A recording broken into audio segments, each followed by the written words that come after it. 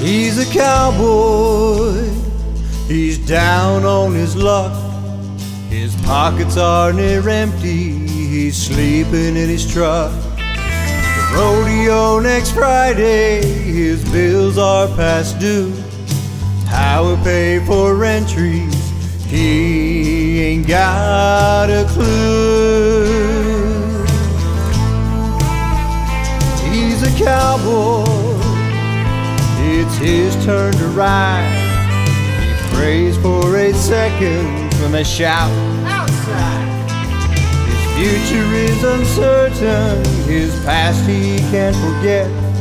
He's just a hard luck cowboy, life hasn't broken yet.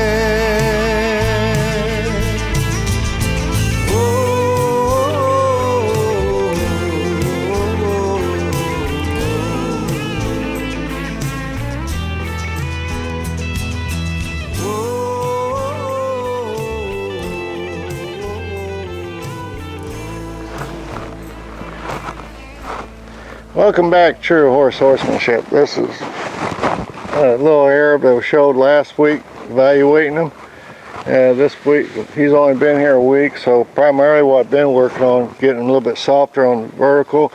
Usually a horse this age, a lot of times what I'll do, I'll go to the bit that we carry, because in my way of thinking, especially him, he's had an 11-year-old hanging on them, so usually they're a lot harder mouth, as we say.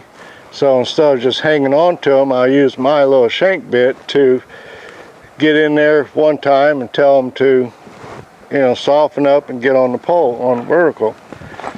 But today, what we're going to be talking about, I'm going to be riding him in 3 different bits. Well, hopefully. My bit that we handle. His head's so small, I don't know if my bridle will adjust that part. But what I'm hoping is, it goes plans, I can show, everybody goes up to a shank bit because their horses get hard mouth or whatever, and I even said that earlier. But see, I'm going at it at a different angle. I'm going at it, because they're hard mouth, but I get in there and say, hey, this is what I want, and I'll leave them alone. And eventually, at some point, if the owner or whatever wants to go back to ride them in an O-ring bit or whatever, they can. Now, his instance, he wasn't that bad, so I was getting him on a vertical. So I'm pretty sure, by knowing a little bit of his history, he hasn't been in a shank bit. So I'm hoping I can demonstrate the differences in O-ring versus, well, in this case a D-ring, versus a little short shank or a longer shank, because the length of my shank is what's going to encourage them to break at the pole, and my objective is get them to do it real soft. And with longer shank bit, you can get in there, if you know how to use your hands, to get them softer quicker without having to hold on to them all the time. And like I say, when I rehab these older horses, a lot of times that's what we run into. Somebody's already holding on them so much that they got a bad habit of pulling through the bit or pushing on the bit. And with his, me getting him on a vertical, he's only been here a week, so from here is how far Denise wants to work on it at home, but she's capable and she can do it.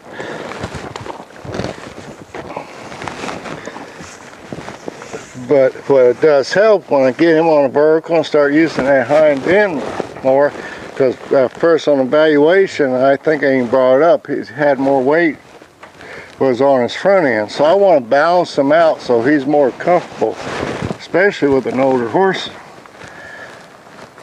So all I'll be doing, first I'm going to start out with my D-ring and ride him a little bit in it. And I'm going to do things wrong on purpose. And then we're going to go to shorter shank bit. Denise, you want to grab that? This is the one that we carry, that little Argentine bit, which I love for rehabbing these older horses. and I got my other bit that I ride my personal horses with because they're farther along, and I get them, you know, lighter and lighter, which has got a little bit longer shank. And that one there's got a 6-inch shank, where the other one's got a little 4-inch shank.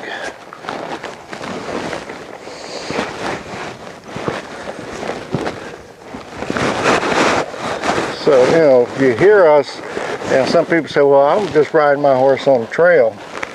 Well, the whole point is that stop and that backup and everything else that you might need on the trail comes from them being soft on the vertical and using that hiney correct way.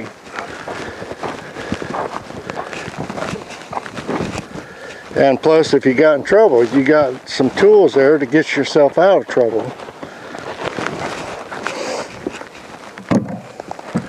Because we'll be working, you know, been trying to put a little bit better stop on him because he didn't have no stop per se when I started. So before I even take off, I'm going to grab his mouth. See how much better that is? He's coming to my hands.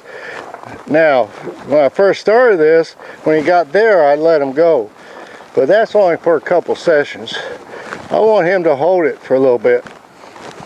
Softly like that. See, my reine's nice and loose. And I'm going to make him responsible for his actions. So I'm going to go through my checklist. Make sure he's flexing softly. And like I said, go there. I'm going to add a little bit of leg. I'm going to ride backwards. I'm going to push on my cantle. That's where my stop's going to come from.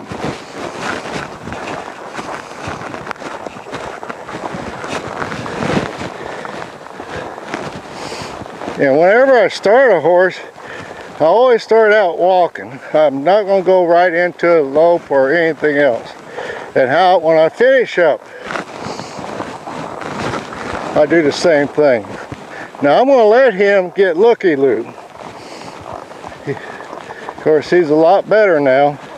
But before he would start looking around, what I would do, get him, like I said, between my hands and my legs, and I'll get him on the vertical. So that way I got him going straight. I'm saying, hey, pay attention to me.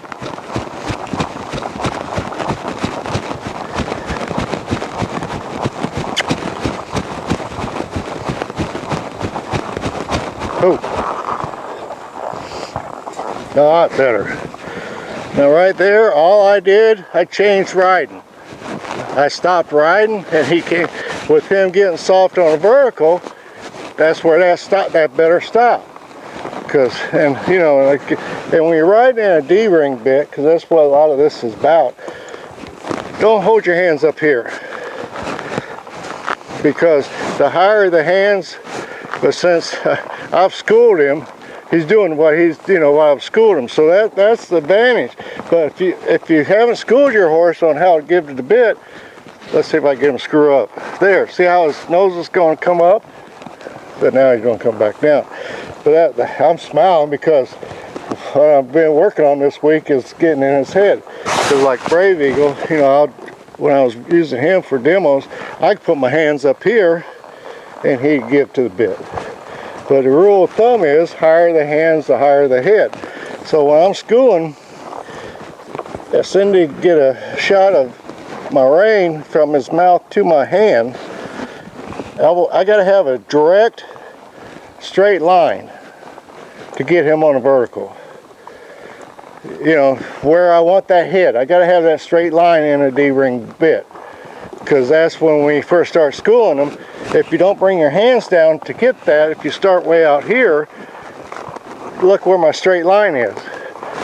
It's going to bring that nose up.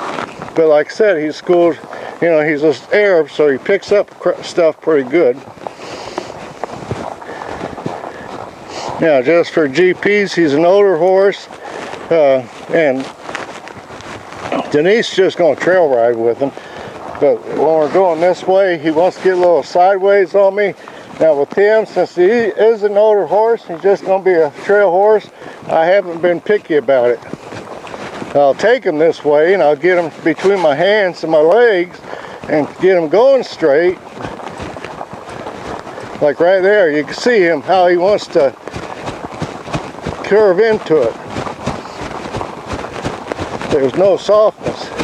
So I'll take my inside leg and put on him and pick up that inside rein a little bit.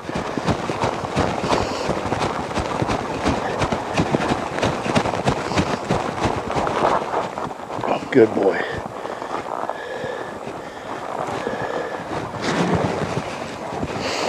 Now a lot of older horses in a D-ring bit or O-ring, they wouldn't respond as quick as he did. So you'll see me once in a while, like right there, I just got off the rail and just walked around, did nothing.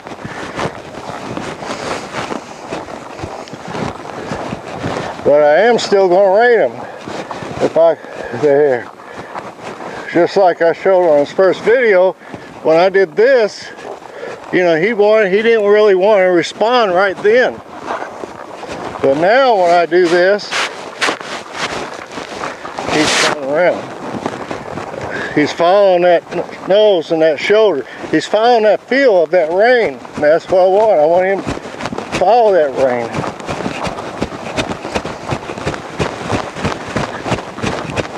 Who?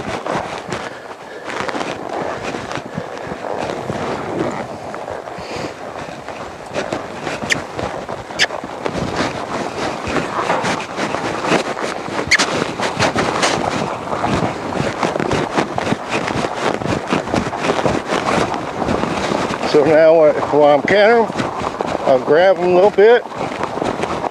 Ooh. Like I said, that's where that only weak shows up. So for Denise's part, my recommendation, if you canter them and you got a whole big pasture to work on, try to work on them and don't expect all that like that soft, that quick. But go ahead and grab them. And if he tries to trot, just squeeze him back up into a lope. But he's got a nice slope. So we're going to switch bits here. Good boy, that's what I want. Now eventually, what I should be able to do is grab that mouth and he shouldn't move. But right now he's, I got the softness and he's still gonna move. So instead of bumping him forward or something, I'm just gonna sit here, be patient.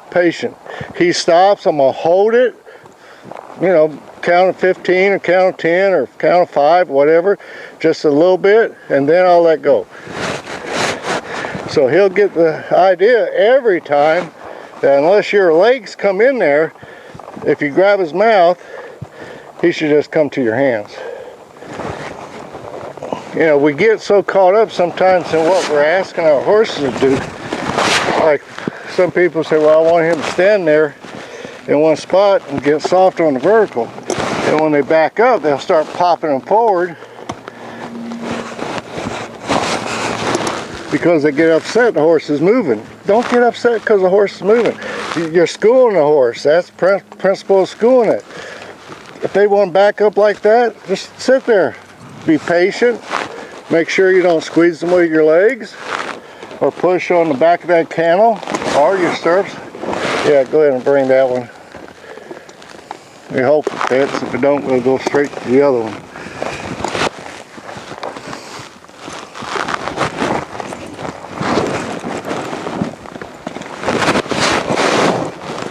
Now right there, he's got a case of avoiding the bit.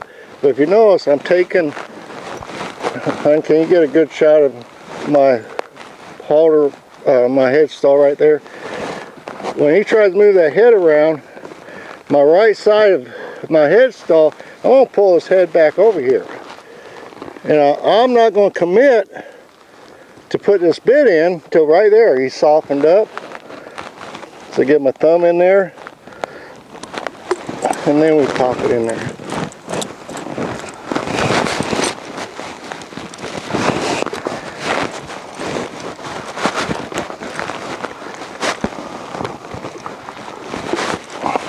Now the biggest difference in me using this bit over the other one is this little bit, it's a leverage bit. So when I first start, I gotta take that in mind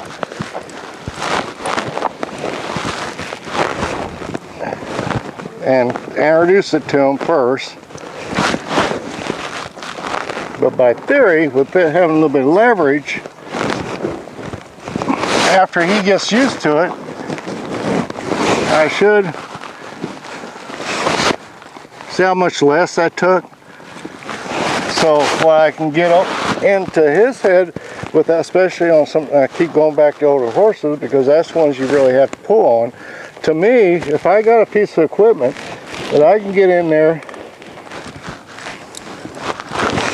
and grab hold of that mouth like that and say, hey, come to my hands, versus like he's not been bad, so I gotta, you know, say that over and over again because he's an exception for his age and his history.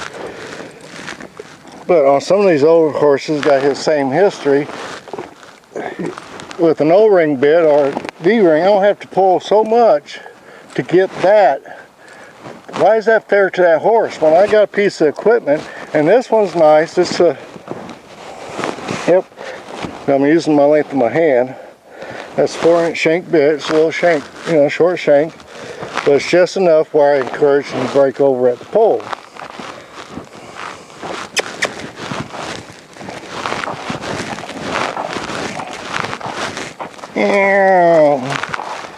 Yes, I have sound effects when I'm out here by myself. I sort of got the camera rolling.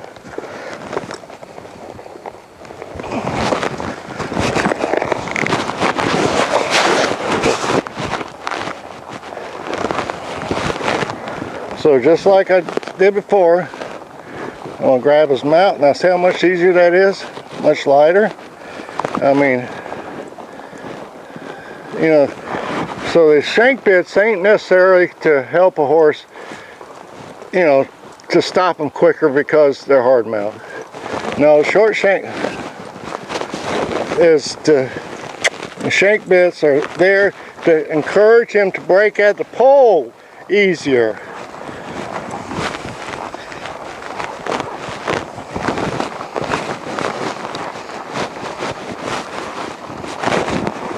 So I'm not going to jerk on him here. I'm just going to ask for a stop and put a little bit of pressure on my hands.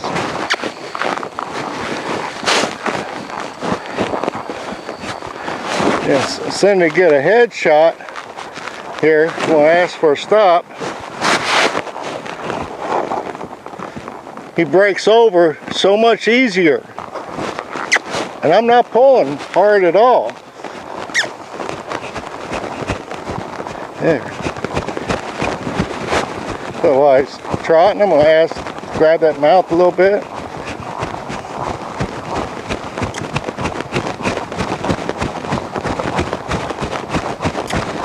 I'm going to release. I get him in frame, I'm going to release. Get him in frame, I'm going to release. Now see that hopefully this shows up. Oh. See this difference, him carrying himself with this bit versus that D-ring? You see right there how loose I was? And he was naturally carrying himself.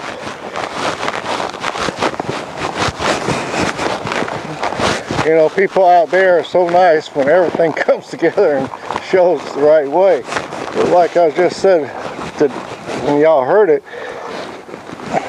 when I was coming around, he was carrying himself. I wasn't having to hold on to him. And that's another advantage. But I'm going to reiterate, these horses are not, a shank bit is not to get your horse to stop faster. You know, the shank bit, and at the end of the day, is to refine everything. But like I said, primarily we're talking about older horses, so that's a different program.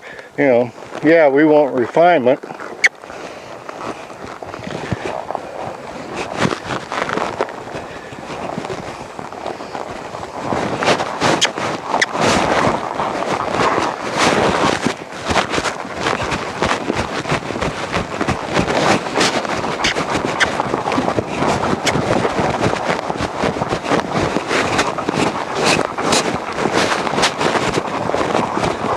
So I got him on a little bit. Oh. Now it looked like I'd gather more, but I had my hands where I want them, and when I put my feet forward and asked for a stop, that's what I call making him be responsible for his own actions. In other words, he's automatically, because of his history, don't want to push that nose out. So I just hold my hand steady and sit there, and if he bumps on that shank bit, he's going to come back. And eventually, he'll just stop on a dime. Where if you start doing this with a D-ring, your process is going to be a lot slower.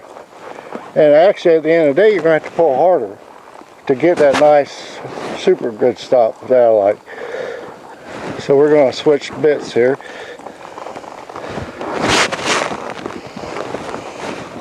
Now, before I get off, there. Now, before I got off, I want to get him soft to the pole again.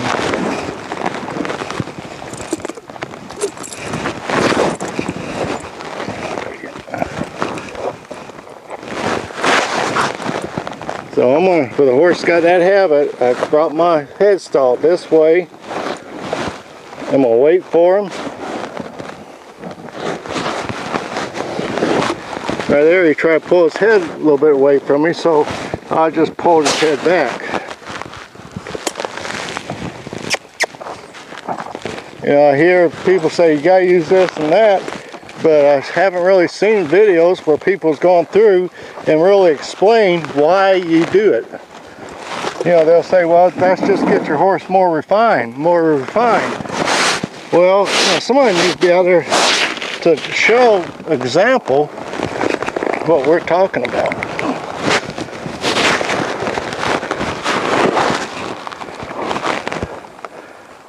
See that? See that? There's true difference. All I did was lift my hand up. And this is 6-inch shank. So let's say I'm going to do this. If I have to, I might come with my hand. See, just that. I'm just going to touch. Just touching. So I want you to come over here and stand on the mountain block, and hopefully this goes well. Yes. So I'm going to lift my hand up and just put your hand right there. Just no, slow down. Okay. Here, let's do it again. Slow down, slow down. See how soft that is? Yes. See, and that's good. I'm glad you had to do that. So when you practice that, don't just do real quick.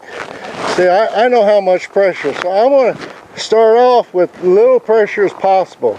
So that way, when it comes to my hands, I stop. But when you first started, you just bam that damn thing. But you can't get that softness that way. What you're going to do, you're going to make them, you know, push it more against that bit.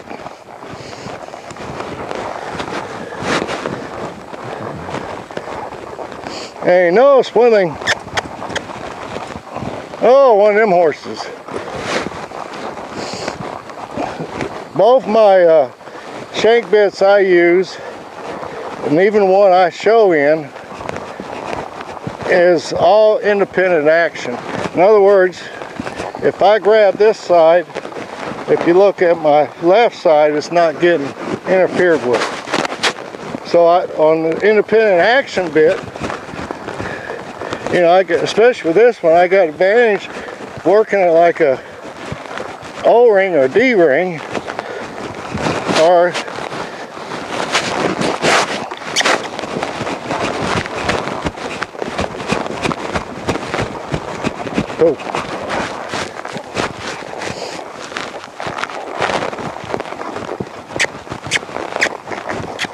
good boy.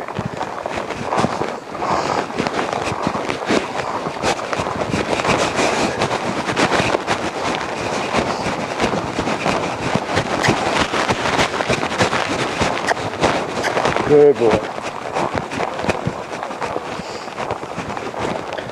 So, you know, this is just to short video. I don't want to put more. I was going to use Boswell too, but that'd be sensory overload for y'all out there. So, you know, this is, I'm really pleased the way this went because everything went together right. And I'm thinking, and I hope Cindy can verify it, and Denise, that well, I was trying to show that I can get softer if I use it correctly, a shank bit, than I could, especially on an older horse like that, and pulling and pulling and pulling. Because think about it, people, and I'll say this again, because I really want to get this in y'all's head. Because I realize 20% of y'all hear me. The 80% they're out in La La Land. You know, so if I have a tool that I can get in there and be that soft, or versus at the beginning, if you watch me how I had to do that, I had to pull a little bit harder. Now, what I want you to do, put your finger, because some people are going to say, well, you got that chin strap. I want you to put your finger in between that chin strap. Nothing. See, that's the whole thing. That chin strap is there to help that leverage, but that chin strap is not what's really, it's there. What do you suggest for on the trail? Pardon? What bit do you suggest for on the trail ride? I always go up one bit. If he's here, if I was schooling him in a D-ring, and I take him out on a trail somewhere, I'm going to take him in my little Tom Thumb bit. Because that way if something happens, I got that little extra. And if I get him really, you know, pretty soft in that D-ring, as this video just showed, I put that little short shank in there, he's just going to be that much softer. And that's why I like my shank bits, and I've, you know, preached this before. I can refine them. So I get that super soft horse that we're all looking for. Because a super soft horse that's truly soft is a safe horse. Because number one, I got my cues. Refining his moves, you've got to be refined yourself though. Pardon? I said if you're refining his moves, you've got to be refined with yours. Well, that's like I said with Denise earlier, when she came up and I asked her to get it, she really pulled hard, where I wanted her to just find that. So when you, let's say you work on a shank bit, don't just grab them. Put some pressure on, and as soon as they give, keep that amount of pressure. Don't change it. Don't put no more, don't put no less. If you want to back up, learn how to use your body or whatever. And that way, the next few times, like with this bit, as you found, he's so soft with this one, it's unbelievable. And this one is not for sale. I've had people see me with this bit, try to buy it. It's about 30 years old and it never caught on. And it's a good training bit. So I don't want to miss my buddy here. He's a pretty good little horse. You know, he's got a few problems, but some of his physical issues because of his age. And with Denise, what she's after a trail horse. And so, you know, that's not going to come into play that much. The only thing is, what would affect him is going on circles and stuff like that. But as far as his hardiness to go up and down hills, yeah, there's no doubt in my mind that he could do that, no problem. You want to go ahead and... So, hope people got something out of this. Like I said, it all went to plan. Did you want to ride him? Not on camera. Okay, well... You might ride him, but not on camera. Okay, but anyway. So, with that said, hope y'all got something out there, and you see in just a few days difference in him, I hope. And may show him, ooh, I almost got stung. I don't know why I didn't. I grabbed a bee and threw it off me. But anyhow, it showed difference in the uses of the bits and the benefits of it and everything. So with that said, be true to the horse, he'll be true to you, be true to yourself, and try to get that softness. I mean, really try. And to my kids, my grandkids, and special person out there, Washtele Kenya, God bless, take care.